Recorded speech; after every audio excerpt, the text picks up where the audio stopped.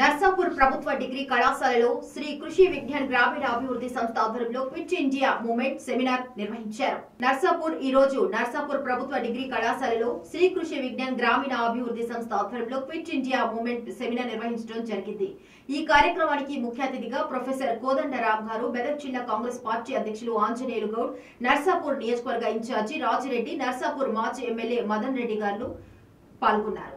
ఇక్కడికి వచ్చి మాట్లాడే వందలాది మందికి ఆదర్శవంతమైన నాయకుడు, వాళ్ళ ఆదర్శవంతమైన మూర్తిగా నేను ఎందుకు అంటున్నంటే, మనం అందరం కూడా ఈ 4 గోడల మధ్యన చదువుకునేది మన కన్న తల్లిదండ్రుల కోసానికి, మనం పెంచి పోషించిన వాళ్ళ కోసానికి చదువుకుంటాం.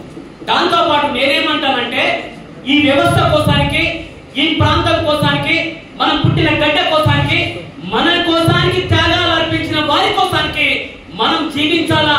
మన జీవితం వారికి సకృతం కావాలంటే మన వంతు పాత్ర ఈ సమాజంలో పోషించాలని నేను అంటాను.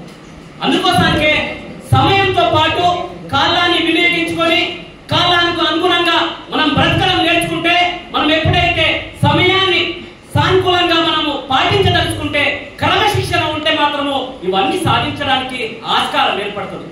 ఎందుకంటే పెద్దలు వారు క్విట్ ఇండియా ఉద్యమం గురించి మీరు చెప్తారు. నాకేముందంటే, నేను ఎంతో కాలం పాటు విద్యార్థి దశలో NSAలో 16-18